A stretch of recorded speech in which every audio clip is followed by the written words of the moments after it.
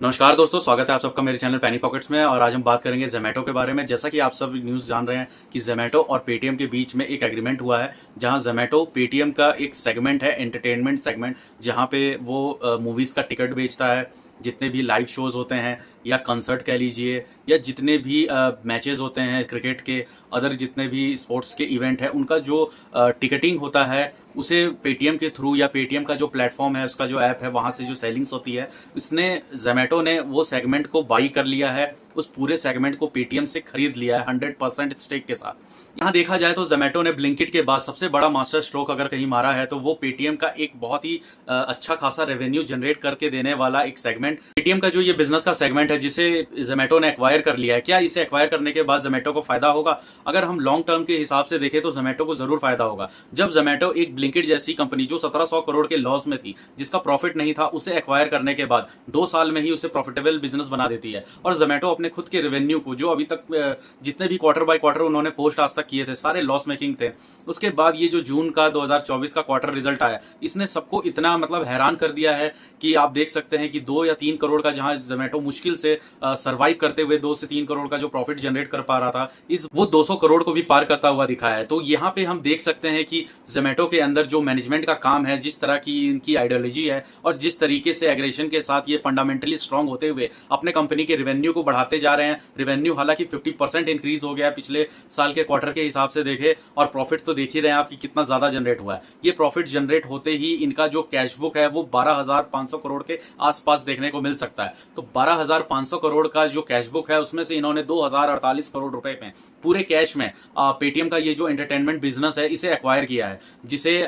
जैसे कि हम जानते हैं कि ज़ोमैटो आने वाले समय में अपना एक यूनिवर्सल ऐप लाने वाला है जिसका नाम डिस्ट्रिक्ट हो सकता है। और इसके बारे में ज़ोमैटो ने बहुत सारी ऐसी जानकारी दी है कि वो सिर्फ फूड बिजनेस पे ही अपना जो फोकस है वो नहीं बना के रखेगा। जैसा और जब ब्लिंकिट को इसने एक्वायर किया था, तब ब्लिंकिट सिर्फ ग्रोसरी, घर के जो होम प्रोडक्ट्स थे, कुकिंग प्रोडक्ट्स थे, उन्हें डिलीवर करने का काम करता था। बट पिछले 2 साल में जो ब्लिंकिट है उसके भी फंडामेंटल्स में इतनी काफी ज्यादा चेंजेस हुई हैं कि आप देख सकते हैं कि लेटेस्ट जैसे अभी एक फेस्टिवल राखी का बीता है, सबसे ज्यादा रिकॉर्ड तोड़ अगर किसी ने डिलीवरीज की है राखी की तो वो ब्लिंकिट है। इसने राखी भी डिलीवर कर रहा है। अगर आपको जैसे कि ऑन टाइम किसी इवेंट में जाना है और आप गिफ्ट लेना भूल गए हैं, या आपके पास इतना टाइम नहीं है, तो आप 15 मिनट के जो डिलीवरी टाइम इनका है उस पर आप बुके, कोई गिफ्ट या ऐसा कोई गिफ्टिंग प्रोडक्ट जो आप ब्लिंकिट से परचेज कर सकते हैं। तो ये बहुत ही इनोवेटिव आइडिया है जो आने वाले समय में इसका जो यूज होगा वो काफी ज्यादा होगा। ब्लिंकिट हो सकता है कि आपके घर पे आने वाले समय में ड्रोन से भी फूड की डिलीवरी हो। तो ये फिलहाल हम जो बात कर लेते हैं ज़ोमैटो और जो पेटीएम के एंटरटेनमेंट बिजनेस का आपस में जो सेलिंग और परचेज हुआ है, इससे ज़ोमैटो पे क्या फायदा होने वाला है। और जिन लोगों ने भी इसके शेयर्स को 1 साल से होल्ड करके रखा है, उन्हें तो कम से कम अपने शेयर्स के वैल्यू पे 300 टाइम्स यानी कि 3 गुना ज्यादा रिटर्न मिलते हुए दिखा। आज से साल भर पहले ज़ोमैटो का जो शेयर था 70 से 75 रुपए के बीच में ट्रेड कर रहा था, और अभी ये 280 रुपए के भी ऊपर तक जा चुका था और करंट टाइम में 260 रुपए पे चल रहा है। हालांकि 280 से ऊपर जाते ही इसमें प्रॉफिट बुकिंग आ गई, जहां पे ये देखा जा रहा है कि कुछ बड़े इन्वेस्टर्स हैं वो प्रॉफिट बुक कर रहे हैं, और जाहिर सी बात है जो रिटेलर है उन्होंने भी प्रॉफिट बुक किया है। हालांकि जो शेयर्स का प्राइस है वो अपने पी के साथ अब एडजस्ट होते हुए दिख रहा है, जैसा कि लास्ट क्वार्टर इन्होंने बहुत ही अच्छा रिजल्ट पोस्ट किया।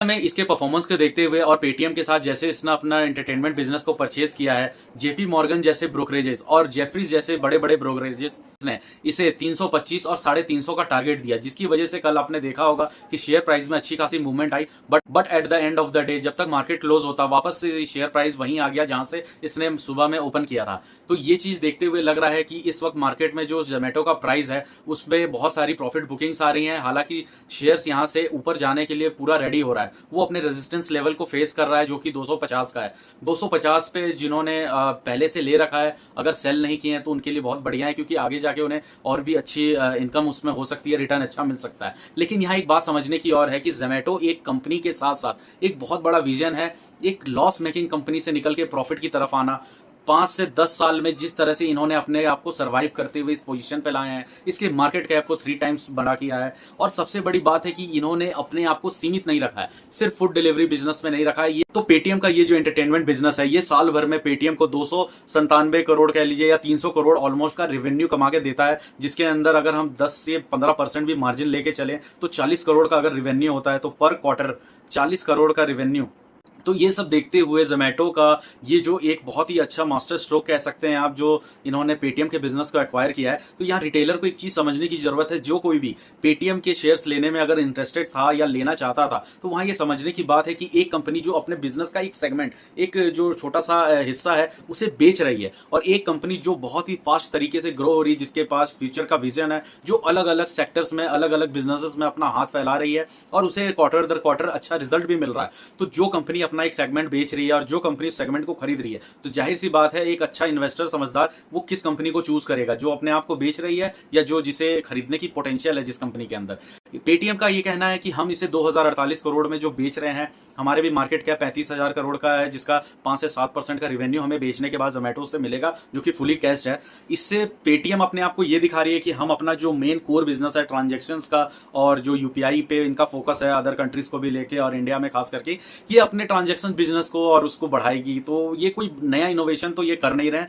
ये अपने एग्जिस्टिंग बिजनेस को ही बचाने का या सर्वाइव करने की कोशिश कर रहे हैं। तो यहां से हमें ये समझना चाहिए कि एक कंपनी अपने बिजनेस को बचाने में लगी है और एक कंपनी अपने बिजनेस को एक्सपेंड करने में लगी है। तो ओवरऑल यही से समझ में आता है कि कौन सबसे अच्छा परफॉर्म कर सकता है और फ्यूचर में अच्छे। जब पेटीएम ने ब्लिंकिट को 2 साल पहले खरीदा, तब भी ये कहा गया था कि इन्होंने ब्लिंकिट को 4,000 करोड़ में, यानी कि काफी महंगा ही खरीद लिया है, क्योंकि जिस कंपनी को वो खरीद रही है ब्लिंकिट, वो पहले से ही लॉस मेकिंग कंपनी है। तो जब जोमेटो लॉस मेकिंग कंपनी को इतने पैसे देकर के खरीद सकती है, तो जो एंटरटेनमेंट बिजनेस है पेटीएम का, इसे उन्होंने 2048 करोड़ में खरीदा है, जिसका रेवेन्यू ही 300 करोड़ के आसपास है। तो इन्हें पता है कि आने वाले साल 2 साल में हम कम से कम अपना जो इन्वेस्टमेंट अमाउंट है वो तो सिर्फ रेवेन्यू से निकाल लेंगे, या रेवेन्यू जनरेट करके हम कर सकते हैं। तो इन्हें और सबसे अच्छी बात यह है कि इन्हें एक लॉस मेकिंग कंपनी को पॉजिटिव बनाने में, प्रॉफिट में बनाने में एक्सपीरियंस है। जैसे ब्लिंकिट, वैसे ही ये पेटीएम को भी जो एंटरटेनमेंट बिजनेस है इसे लेके एक्वायर करके अपने जोमेटो ऐप के साथ बहुत सारे इसमें चेंजेस कर सकती है। इसमें हमें आने वाले टाइम में ये दिख सकता है कि अगर आप मूवीज देखने जा रहे हैं, किसी मैच का टिकट ले रहे हैं, किसी कंसर्ट में जा रहे हैं, कहीं किसी होटल में आपने स्टे भी लिया है, वहाँ का टिकट अगर आपने इससे लिया, तो आप अपना फूड पहले से ही चूज करके रख सकते हैं, डिलीवरी टाइमिंग रख सकते हैं कि मुझे कब मिलना चाहिए। तो इस तरह के फ्यूचर विजन्स उसके हो सकते हैं आने वाले हैं कि जोमेटो अपने आप में एक मोनोपोली बिजनेस क्रिएट करता है, क्योंकि स्विगी और जो अदर कंपनियां हैं फूड डिलीवरी बिजनेस,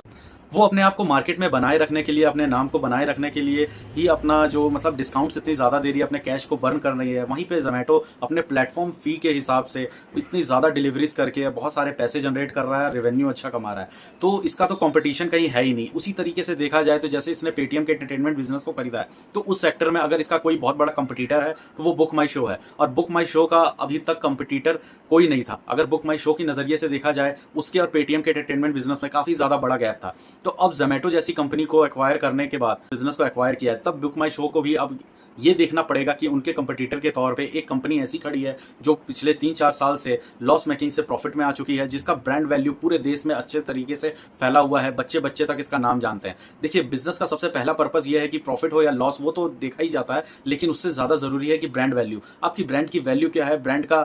जो पब्लिसिटी है, जो लोग हैं उसे लोग जानते कितना है, कल को आपके तरफ से किया हुआ एक छोटा से छोटा काम भी क्या ज्यादा से ज्यादा लोगों तक पहुंचता है कि नहीं। एक नेम और फेम वाली बात आती है। अगर आप मार्केट में नेम बनाए, चाहे वो कितना भी, जैसे पेटीएम है, पूरी देश दुनिया में उसे लोग जानते हैं, जोमेटो है उसे भी सब जानते हैं, लेकिन कुछ कंपनियां ऐसी होती है जो प्रॉफिट अच्छा करती हैं लेकिन उसका नाम कोई नहीं जानता, उनकी ब्रांड वैल्यू उतनी ज्यादा नहीं होती है। तो यहाँ पे जो एक प्लस पॉइंट आता है जोमेटो का, ये काफी ज्यादा अच्छा है, क्योंकि पेटीएम की इस ऐप को, पेटीएम के इस बिजनेस को जब जोमेटो एक्वायर करके उस पर फुली वर्क करेगा, तो वो हो सकता है आने वाले समय में जो इसका कंपटीटर बने सेम सेगमेंट में, वो होगा बुक माई शो, जिसके साथ तो एक तरीके से देखा जाए कि जो लोग कहते हैं कि पेटीएम एक सर्वाइवल कंपनी हो रही है धीरे धीरे, क्योंकि इसका आईपीओ 2000 रुपए में आया था, और जिन लोगों ने भी इसमें लॉस किया है उन्हें अच्छे से पता है कि पेटीएम ने कितना इन्वेस्टर्स का पैसा डुबाया है। वहीं पे अगर जोमेटो की बात करें तो इसका आईपीओ 75 रुपए 70 रुपए के आसपास आया था, और इसने अपने इन्वेस्टर्स को शुरुआत में तो उतने अच्छे पैसे बना के नहीं दिए थे, और यहाँ पे इसका प्राइस हमने लोएस्ट अगर बात करें तो 40 रुपए तक जाते हुए देखा था। लेकिन उस समय से अगर किसी ने होल्ड किया है तो कम से कम 6 गुना इसका प्राइस हो चुका है, और जिसने भी 70-75 या आईपीओ के समय से इसके पैसे, यहाँ एक गेम चेंजर की बात जोमेटो के लिए इसलिए आती है क्योंकि ये लोगों ने अपने बिजनेस को इतने अच्छे तरीके से बिल्ड किया है, लॉस से बाहर निकाला है, और जो पूरे देश में इनका सप्लाई चेन है, इनके साथ जितने वर्कर जुड़े हैं, मतलब तो इसका जो बिजनेस का विजन है वो काफी बड़ा है। आने वाले समय में हम बहुत से चीजें देख सकते हैं कि जोमेटो कितना एक्सपेंड कर रहा है और भी कितनी कंपनियों को एक्वायर करेगा। तो जोमेटो ने वो जो कैश बर्न वाला काम है, जब वो पहले करता था डिस्काउंट्स देने में,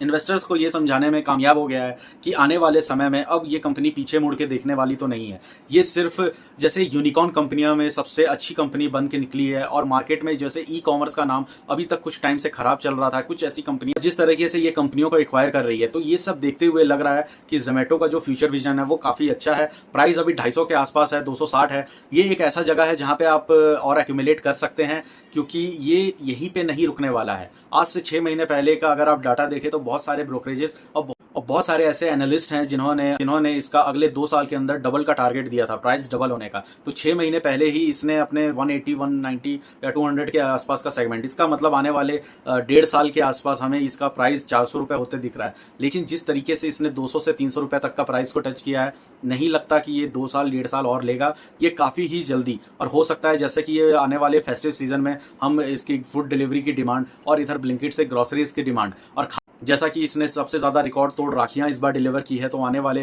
जितने भी फेस्टिव सीज़न होंगे, जैसे कि आपका दिवाली बहुत बड़ा एक फेस्टिव सीज़न आ रहा है, उसके बाद क्रिसमस है, फिर बहुत सारे बीच बीच में छोटे मोटे इवेंट पड़ते रहेंगे, और तो हो सकता है कि ये शेयर साल भर क्या 7 से 8 महीनों के अंदर 400 के भी लेवल को छू दे, अगर ये अपना कंसिस्टेंसी आने वाले 2 क्वार्टरों में अच्छा रिजल्ट शो करता है तो दोस्तों, आपको ये वीडियो में इन्फॉर्मेशन अच्छी लगी तो प्लीज़ हमारे चैनल को लाइक करें, सब्सक्राइब करें दोस्तों। हम आगे और भी इन्फॉर्मेटिव वीडियो आपके लिए लेते आते रहेंगे। नमस्कार दोस्तों।